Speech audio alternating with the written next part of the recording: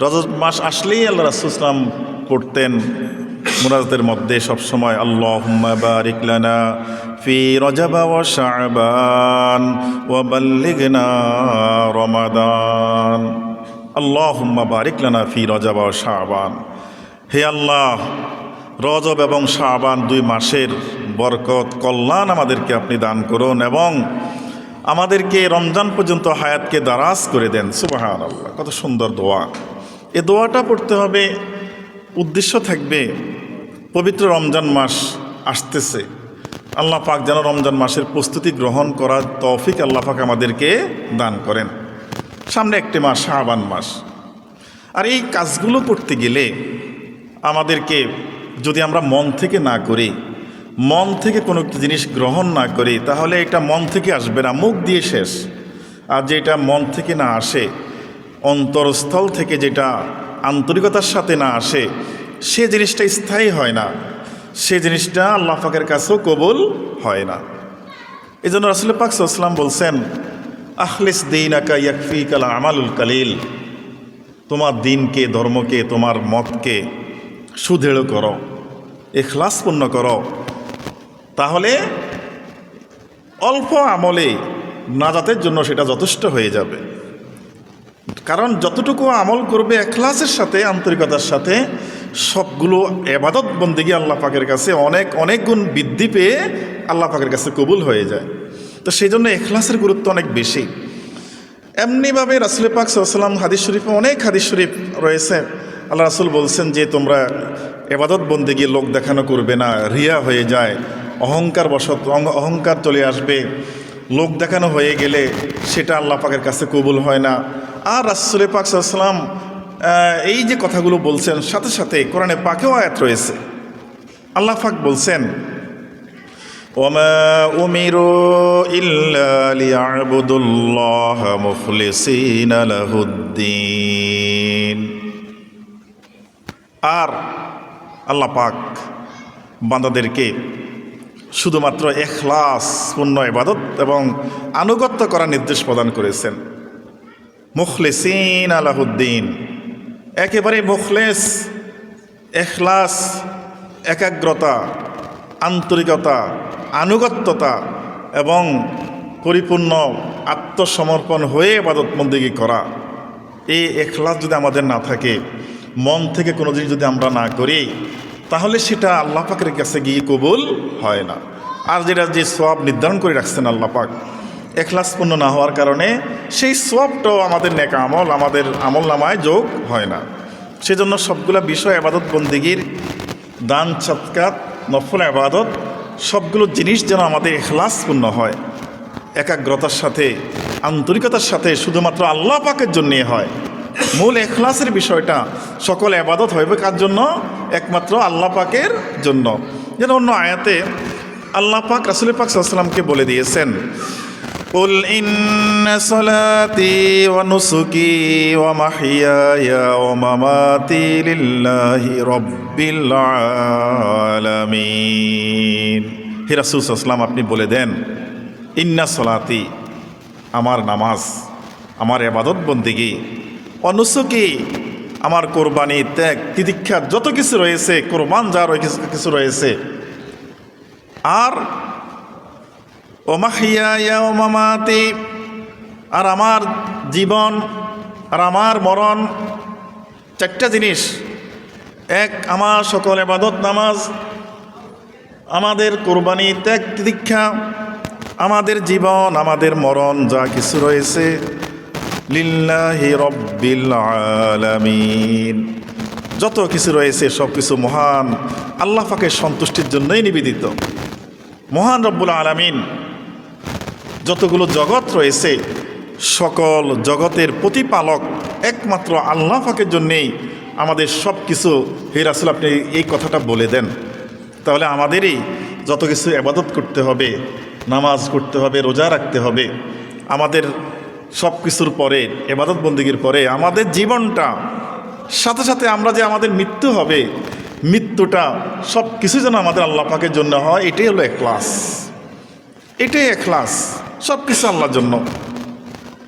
আমরা খাওয়া দাওয়া খাইব, যদি আমাদের নিয়ত থাকে যে আমরা এই খানা খেয়ে আমাদের খিদা নিবারণ হবে, আমাদের শরীরে শক্তি আসবে, সেই এবাদত বন্দিগি করার জন্য আমার সব কিছু খাওয়া দাওয়া, তাহলে সেটা এবাদতগুলো শুধু নামাজ পড়লে এবাদত নয়, যে খাওয়া হইতেছে চলতেছে সবগুলো এবাদত হয়ে যাবে। সুবহানাল্লাহ, যেহেতু নিয়ত ঠিক আছে। এই জন্য এখলাস একমাত্র আল্লাহ পাকের জন্য, এই এখলাসটা যদি আমাদের মধ্যে আনতে হয় তাহলে 4টা জিনিসের সমন্বয় আমাদের এখলাসের মধ্যে মুখলিসিন বান্দা হতে হবে। কি সেগুলা? يتشعب 4 شعاب أحدهما إرادة الإخلاص في العمل على التعظيم لله। ইখলাস 4 ভাগে বিভক্ত, 4টা জিনিস যেন আমাদের মধ্যে থাকে, এই জিনিসটা খেয়াল রাখতে হবে। প্রথমটা হলো আমরা যত কিছু ইবাদতবন্দি করব, আমাদের নামাজ পড়ব, রোজা রাখব, দান করব, সদকাত করব, আমরা আমাদের নফল ইবাদতবন্দি এগুলো করব, সাথে সাথে আমরা যত ভালো ব্যবহারগুলো করব মানুষের সাথে, বুঝ জ্ঞান, নাক খোলা রেখে, কান খোলা রেখে, চোখ খোলা রেখে একেবারে আমরা যদি স্বচ্ছতাভাবে চলতে পারি, সকল কিছুই আমাদের ইবাদত বন্দেগীগুলো হবে তাজিমে লিল্লাহ, একমাত্র আল্লাহ পাকের সম্মানে যেন আমাদের ইবাদতগুলো হয়। এটা প্রথম ইখলাসের প্রথম বিষয়, যে আমরা সকল ইবাদত করব আল্লাহ পাকের সম্মানে। আল্লাহ পাক আমাদেরকে সৃষ্টি করেছেন, আদেশ করেছেন। আল্লাহ পাক আমাদের সৃষ্টি করেছেন, মহান আল্লাহ অনেক মহান, অনেক মহান। আল্লাহ পাকের তুলনায় আমাদের এই মহাবিশ্ব একেবারে সরিষার দ্বারা মতো না, তার চেয়ে অনেক ছোট। আল্লাহ পাকের দৃষ্টি থেকে, যে আরশ থেকে যদি দৃষ্টি দেওয়া হয় তাহলে এই পুরো বিশ্বটাকে চোখেই দেখা যাবে না, এত ক্ষুদ্র অবস্থানে আমরা আছি, এই পৃথিবীটা আছে। আর পৃথিবীর তুলনায় আমরা তো একেবারেই সামান্য, সামান্য। সুতরাং যে মহান রব্বুল আলামিন এত কিছু সৃষ্টি করেছেন, সে আল্লাহ পাকের সম্মানে আমাদের ইখলাসের সাথে আমলগুলো করতে হবে। 2 সানিয়াহা ইরাদাতুল ইখলাস আলা তাজিমি লিআমরিল্লাহ। দ্বিতীয়ত আল্লাহ পাকের বিধানের সম্মানে ইখলাসের সাথে ইবাদত করার ইচ্ছা করা। আল্লাহ পাক আমাদেরকে আদেশ করেছেন, এত মহান আল্লাহ আমাদেরকে আদেশ করেছেন নামাজের জন্য, রোজার জন্য, হজ জাকাতের জন্য, পর্দা ফসিদা হালালের জন্য আল্লাহ পাক আদেশ করেছেন। এই আদেশের সম্মানে, যেহেতু আল্লাহ পাক মহান, আল্লাহ পাকের আদেশটাও মহান, এই আল্লাহ পাকের আদেশের সম্মানে ইখলাসের সাথে ইবাদতের ইচ্ছা করা দ্বিতীয় স্তর, সেটাও আমাদের মধ্যে থাকতে হবে, আনতে হবে, না থাকলে।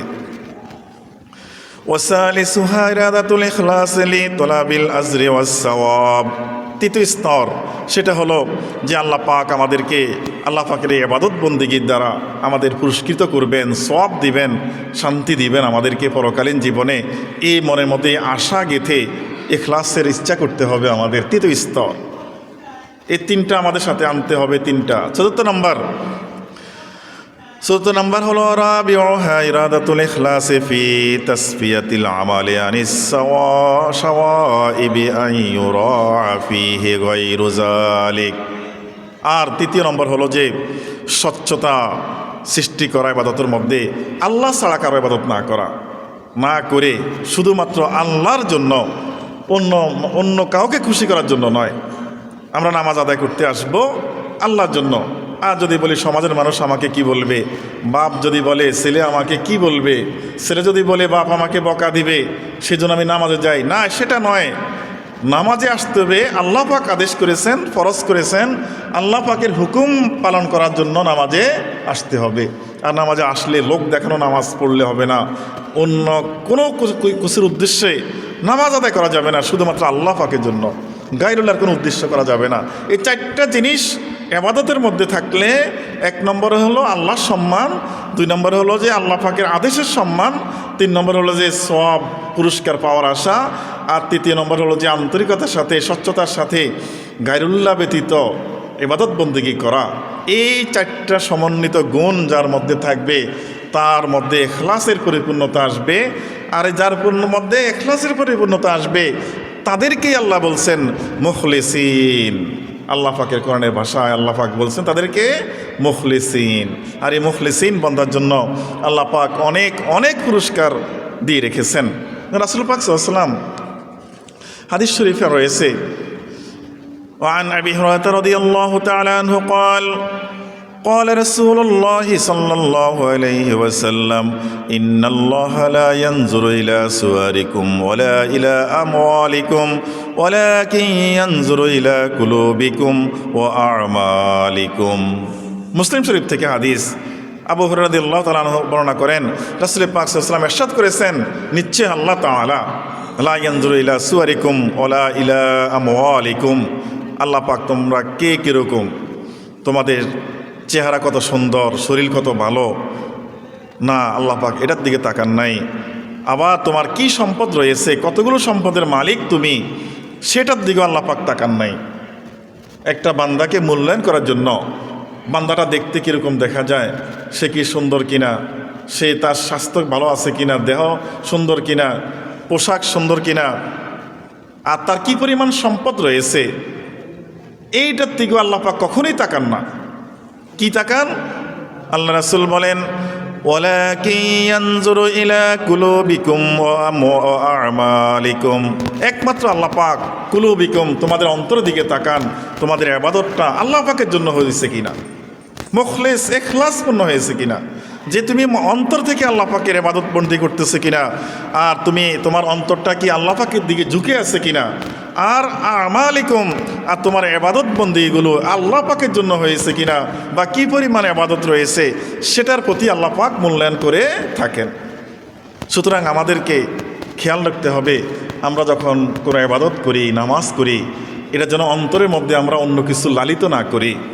অন্য কিছু যদি অন্তরের মধ্যে থাকে তাহলে সওয়াব একেবারে মাটি হয়ে যাবে। যা করতেছি আল্লাহর রাস্তে করতেছি, ও কুল ইন্না সলাতি ওয়া নুসুকি ওয়া মাহইয়ায়া ওয়া মামাতি লিল্লাহি রাব্বিল আলামিন, সব একমাত্র আল্লাহ পাকের জন্যই হতে হবে। অন্য হাদিসে রাসূল পাক সাল্লাল্লাহু আলাইহি ওয়াসাল্লাম ইরশাদ করেন, عن أبي هريرة رضي الله تعالى عنه قال سمعت رسول الله صلى الله عليه وسلم يقول إن أول الناس يقضى عليه يوم القيامة رجل استشهد فأوتي به فعرفه نعمته فعرفها فقال فما علمت فيها قال قاتلت فيك يا الله। এই হাদিসে রাসূল পাক সাল্লাল্লাহু আলাইহি ওয়াসাল্লাম বলেন যে ইন্না আউওয়ালা নাসা ইউকদা আলাইহি ইয়াউমাল কিয়ামাহ, কিয়ামতের ময়দানে আল্লাহ পাক তো মানুষের বিচার করবেন।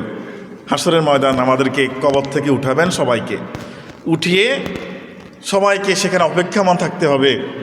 সে অপেক্ষমানের মধ্যে আল্লাহ পাক প্রথমে তো আমাদের হিসাবটা নেবেন, নেওয়ার পরে এরপরে কিছু মানুষ, বিশেষ কিছু মানুষকে ডাক দিবেন, কিছু মানুষকে ডাক দিবেন, বিশেষ কিছু মানুষ।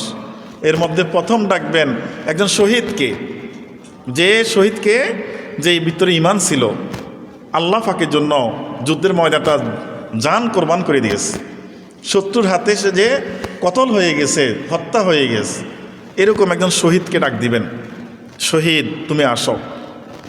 যেহেতু এটা আনার পরে, এটা যেহেতু কি অনেক গুরুত্বপূর্ণ একটা জিনিস, অনেক সওয়াবের একটা জিনিস।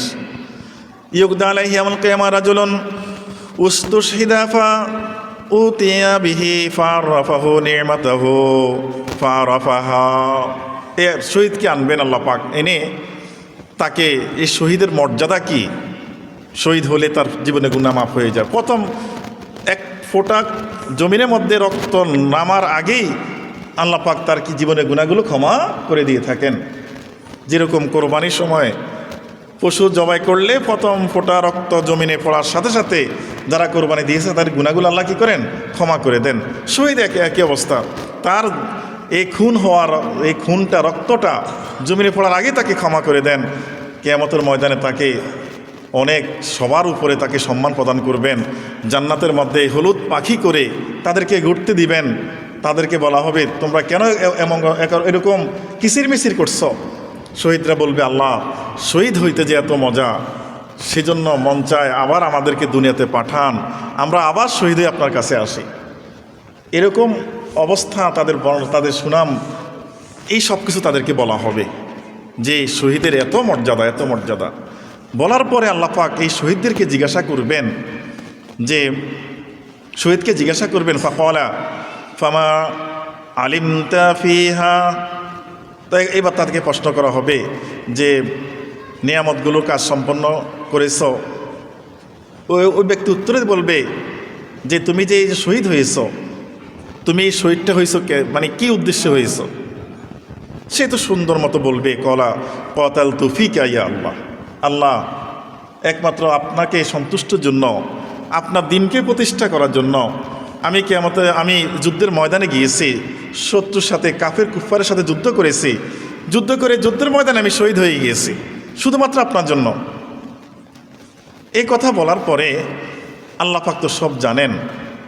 কোনো ব্যক্তির মনের মধ্যে যদি কোনো কিছু থাকে, যদি এখলাসটা না থাকে, কাজ ঠিক আছে, আল্লাহ রাসূল আহ্বান জানাইছেন, যুদ্ধের ময়দানে আসছেন, বা ইসলামিক কোনো আপনার যদি যুদ্ধ প্রয়োজন হয়, সে যুদ্ধতে যেমন গাজওয়া আপনার এই যে শহীদ আহমদ বেরলভী ইংরেজদের সাথে যুদ্ধ করেছিলেন, এর আহ্বান করেছেন, আসছে, আসার পরে তরোয়াল হাতে নিয়েছে, অথবা এখন বর্তমান যে যন্ত্র যেগুলো রয়েছে অস্ত্রশস্ত্র নেওয়ার পর যুদ্ধ করেছে, যুদ্ধ করে সে শহীদ হয়ে গেছে, সব কিছু আল্লাহ আপনার জন্য।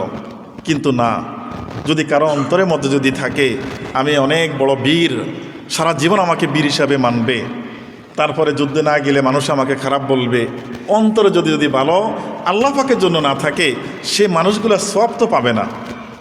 হাদিসগুলা বলার উদ্দেশ্য হলো কি, মন থেকে অন্তর থেকে যদি আল্লাহ পাকের জন্য কোনো কাজ না করা হয়, আল্লাহ পাক যে তাকে সওয়াব দেন না, এটা প্রমাণের জন্য আল্লাহ রাসূল এই হাদিসটা বর্ণনা করছেন। এই শহীদ বলবে যে আল্লাহ আপনার জন্য আমি শহীদ হয়েছি। আল্লাহ পাক তার অন্তরের বিষয় জেনেছিলেন, তখন ক্বালা কাযাবতা, সাথে সাথে আল্লাহ পাকের পক্ষ থেকে বলা হবে না, তুমি মিথ্যা বলেছ। তার অবস্থা কি হবে? শহীদ হয়ে সে কিয়ামতের ময়দানে উঠবে, আর আল্লাহ বলছেন তুমি আমার জন্য শহীদ হয়েছো, এটা তুমি মিথ্যা বলেছ। না, তুমি আমার জন্য শহীদ হও নাই। অন্তর ঠিক ছিল না, কাজ ছিল, কাজ সব ঠিক ছিল, যুদ্ধের ময়দানে যাওয়া, শহীদ হওয়া সব ঠিক ছিল, কিন্তু আল্লাহ পাকের জন্য হয় নাই বিদায় তাকে আল্লাহ পাক শহীদি মর্যাদা দেন নাই। মন থেকে যদি কোনো কিছু না হয় তাহলে তাকে সওয়াব দেওয়া হয় না, হবে না। শুধু তাই না, শুধু শহীদ যে হলো না, না হলে তো সে হত্যার কাতারে চলে গেল, মিথ্যার মধ্যে চলে গেল। আল্লাহ যেহেতু বলছেন কাযাবতা, তুমি মিথ্যা বলেছ, পরবর্তী তার অবস্থা কি হবে? ওয়ালাকিন্নাকা কাতালতা লিয়ুকালু জারিয়ুন ফাকাদ কিলা সুম্মা উমিরা বিহি ফাহুসিবা আলা ওয়াজহিহি হাত্তা উলকিয়া ফিন্নার।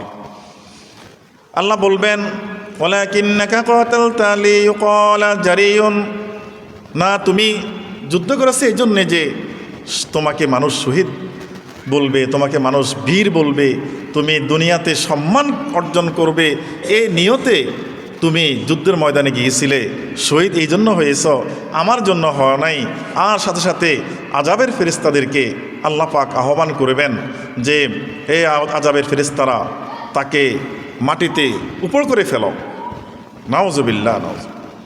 আল্লাহ পাকের এই শহীদ হয়ে মন থেকে শহীদ হয় নাই, মন থেকে কাজটা না করার কারণে আল্লাহ পাক তাকে আযাবে গ্রেপ্তার করে বলবেন ফাহুসিবা আলা ওয়াজহিহি, তাকে উপর করে করে মাটিতে ফেলো। শুধু তাই নয়, হাত্তা উলকিয়া ফিন্নার, এবং তাকে গলার মধ্যে লোহার বেড়ি বাঁধা হবে, শিকল বাঁধা হবে, শিকল বেঁধে এই মাটি দিয়ে টেনে তাকে বলা হবে উলকিয়া ফিন্নার, তাকে জাহান্নামে নিক্ষেপ করো। নাউজুবিল্লাহ। শুধু কি মন থেকে আল্লাহর জন্য সে কাজটা করে নাই, এই মন থেকে শুধুমাত্র আল্লাহর জন্য যদি কাজটা না করা হয় তাহলে আল্লাহ পাক তাকে সওয়াব তো দিবেন নাই, বরং তাকে চরম শাস্তির মধ্যে ফেলে দিবেন। সেজন্য আমাদের জীবনের সবগুলো কাজ চেষ্টা করতে হবে, কাজ বেশি দরকার নাই, অল্প। আখলিস দীনাকা ইয়াকফিকাল আমালুল কলিল, অল্প আমলেই নাজাতের জন্য যথেষ্ট হবে, যদি সেটা একমাত্র আল্লাহ পাকের জন্য মন থেকে হয়, ইখলাসের সাথে হয়। ওমা উমিরু ইল্লা লিয়াবুদুল্লাহ মুখলিসিনা লাহুদ্দিন। বারবার আল্লাহ পাক বলছেন যে মন থেকে করতে হবে, ইখলাসের সাথে করতে হবে। কুল ইন্না সলাতি ওয়া নুসুকি ওয়া মাহইয়ায়া ওয়া মামাতি লিল্লাহি রাব্বিল আলামিন। সব কিছু যেন আল্লাহর জন্য হয়, ইখলাসের সাথে হয়। অনেক ইবাদত দরকার নাই, একটা সিজদা যদি আল্লাহর জন্য কবুল হয়ে যায় নাজাতের জন্য যথেষ্ট হয়ে যাবে। কিন্তু আমরা সেই একটা সিজদা কি দিতে পেরেছি কিনা? আমাদের কাজ অনেক দান আমরা করেছি, যে দানের মধ্যে আমাদের বেজাল মিশ্রিত, বেজাল। মানুষ আমাকে দানবীর বলবে, মানুষ আমাকে সমাজের মধ্যে আমার নাম বলে বলবে যে অমুক ব্যক্তি তো দেখেন অনেক দান করেছে। এরকম নিয়ত যদি ভিতরে থাকে তাহলে এই পরিস্থিতি এরকম হবে। কিয়ামতের ময়দানে তাকে দান করার পরিপূর্ণ কি পরিমাণ আপনার মর্যাদা এটা তাকে দেখানো হবে, বলা হবে, দেখিয়ে বলে তারপরে বলবে যে কাযাবতা। আল্লাহ বলবে না, তুমি আমার জন্যই দান করো নাই, তুমি মিথ্যা বলেছ। সাথে সাথে তাকে উল্টা সওয়াবের পরিবর্তে আযাবে গ্রেপ্তার করে দেওয়া হবে।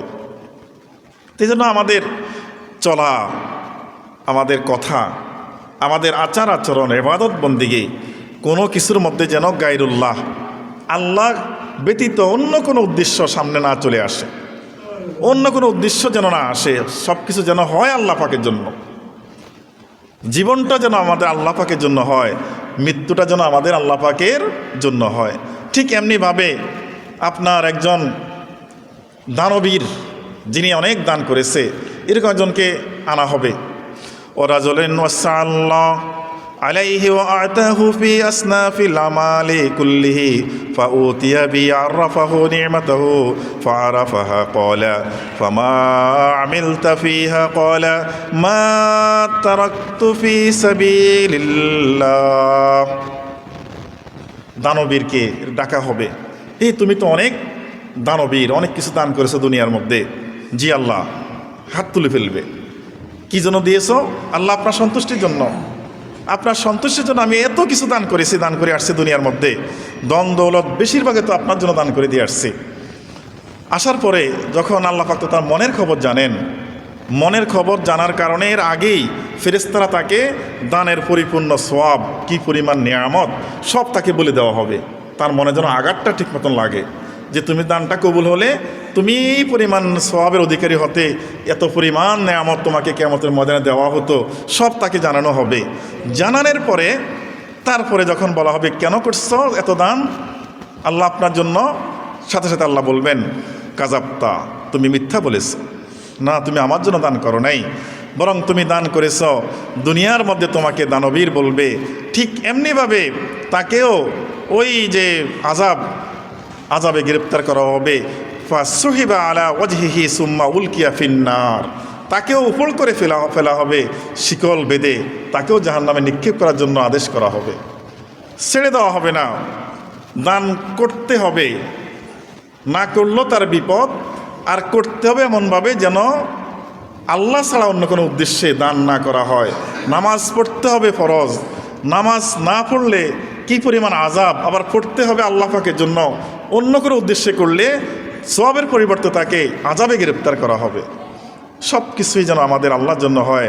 কুল ইন্না সলাতি ওয়া নুসুকি ওয়া মাহইয়ায়া ওয়া মামাতি লিল্লাহি রাব্বিল আলামিন। আল্লাহ পাক আমাদের পুরা জিন্দেগির সকল কাজ একমাত্র আল্লাহর জন্য করার তৌফিক দান করুক। সবাই বলেন আমিন। ওয়া আখিরু দাওয়ানা আলহামদুলিল্লাহি রাব্বিল আলামিন।